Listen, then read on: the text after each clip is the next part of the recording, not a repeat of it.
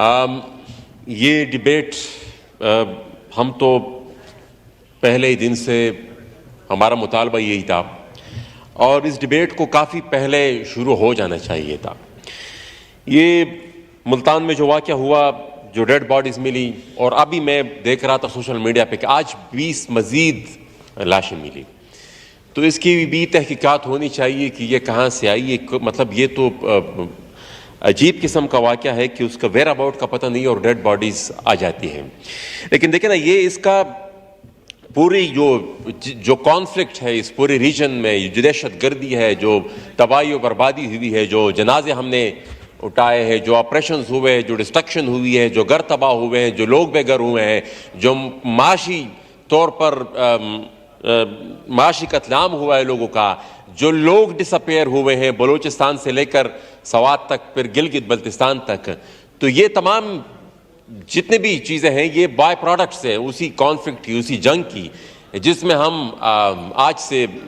40-45 سال پہلے ہم کود گئے تھے۔ اب اس کے جڑ تک پہنچے بغیر اور روٹ ہم اس کا علاج نہ کر سکتے ہیں، اور نہ اب تک میرے اپنے خیال میں ہمارا کوئی ارادہ بنا ہے کہ ہم اس کا کوئی مستقل حل نکالیں۔ ہم ایک فیصلہ کرتے ہیں، اس کے بعد پھر اس کو چند سال بعد ریورس کرتے ہیں۔ اے پی ایس کا جب واقعہ ہوا تو ہم نے آل پارٹیز کانفرنس بلائی، تمام سیاسی جماعتوں نے مل کر ایک نیشنل ایکشن پلان دیا، اور اس میں کیٹیگوریکلی لکھا گیا تھا کہ آج کے بعد کسی ملیٹنٹ تنظیم کے ساتھ بات چیت نہیں ہوگی۔ پھر آج 8-10-15 سال بعد پھر ہم کہتے ہیں کہ نہیں، یہ تو خیر اپنے ہی بچے ہیں اور ان کو ہم نے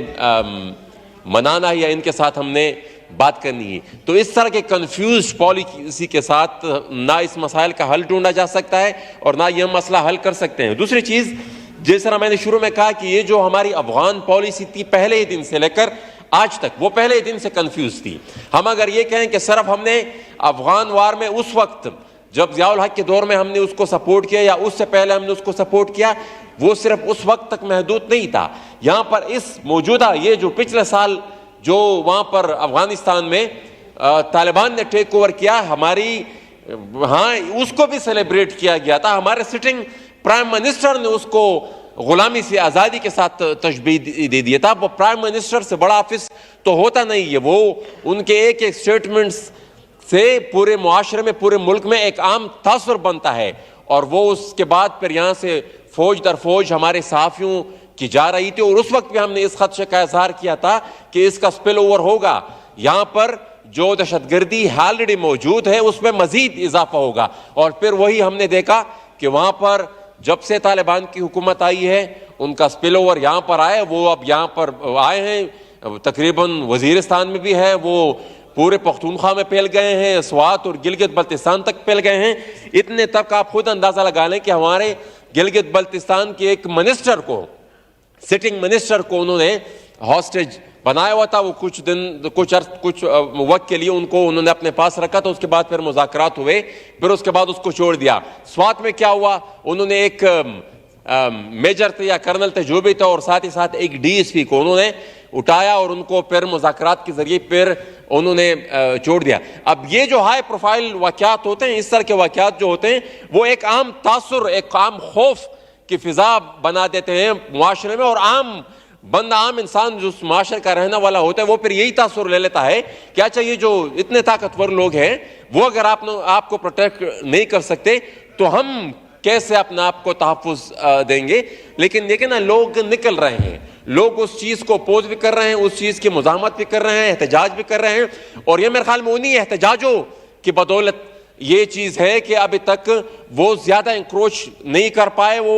اور وہ بیک فٹ پہ چلے گئے ہیں۔ ساتھ ہی ساتھ اب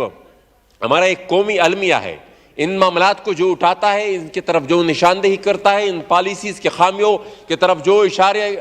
نشاندہی کرتا ہے، پھر اس کے ساتھ وہی ہوتا ہے جو علی وزیر کے ساتھ ہوا۔ اس نے کچھ زیادہ نہیں کہا تھا، یہ دہشت گردی کی جو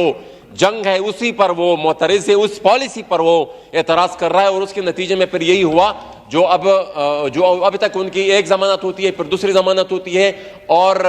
پوری عدالت نظام کو، پوری قانون کو ان کے خلاف استعمال کیا جاتا ہے اور ان کی ضمانت نہیں ہو پا رہی۔ دیکھیں، اگر پالیسی میں ہی صاحب وائنڈ اپ کریں میں وائنڈ اپ کرتا ہوں، لیکن اگر پالیسی میں ہی کوئی مسئلہ ہے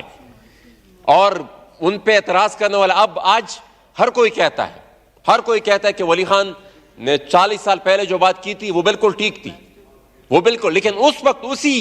بات کے اوپر ان کو غدار ٹھہرایا جاتا تھا۔ اب آج جو لوگ بات کر رہے ہیں، جن چیزوں کی نشاندہی کر رہے ہیں، جن خامیوں کی نشاندہی کر رہے ہیں، آج ان کو غدار ٹھہرایا جاتا ہے۔ آج سے 15-20 سال بعد شاید ان کو بھی کہہ دیا جائے، ان کے بارے میں بھی کہا جائے کہ بھائی ان کی بات ٹھیک تھی، ہماری بات ٹھیک تھی،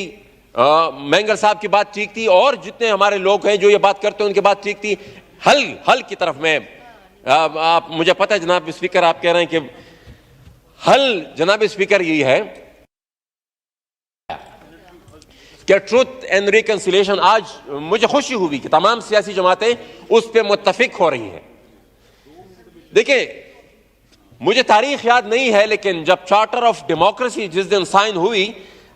شیر رحمان صاحبہ بتائیں گی، مجھے ایگزیکٹلی اس کی تاریخ یاد نہیں ہے، چارٹر آف ڈیموکریسی میں ایک کلاس یہ بھی تھا کہ ایک ٹروتھ اینڈ ریکنسیلیشن کمیشن بنے گا، جی اس میں موجود ہے۔ اب وہ جن دو بڑی جماعتوں نے وہ ٹروتھ اینڈ ریکنسیلیشن، وہ چارٹر آف ڈیموکریسی ڈرافٹ کیا تھا، ان پہ سائن کیے تھے، بعد میں شاید اور جماعتوں نے بھی سائن کیا، تو اس کے اوپر وہ دونوں جماعتیں آج اقتدار میں موجود ہیں، تو فرض بنتا ہے۔ اچھا، اس کے ساتھ جب یہ موجودہ پی ڈی ایم بن رہی تھی جس آل پارٹیز کانفرنس میں، اس میں جو 27 نکات پر اتفاق ہوا تھا، سب نے دستخط کیے تھے، اس میں بھی ٹروتھ اینڈ ریکنسیلیشن کمیشن موجود تھا۔ تو یہ جو بلوچستان میں جو احتسال ہوا اور آج حالات جس نہج پر پہنچے، یہاں پر دہشت گردی آج اگر اس نہج پر پہنچ گئی ہے کہ اس کا ہمارے پاس حل موجود نہیں اور ہم اس کو روک نہیں پا رہے، ان سب کا ہم جواب تبھی ڈھونڈ پائیں گے جب ہم ماضی کا اصلاح کریں گے، اور وہ ٹروتھ اینڈ ریکنسیلیشن کے بغیر ممکن نہیں ہے۔ تو جب تک یہ ٹروتھ اینڈ ریکنسیلیشن کمیشن نہیں بنے گا، میرے خیال میں مستقبل کے لیے ہم اپنے درست سمت کا تعین نہیں کر سکتے۔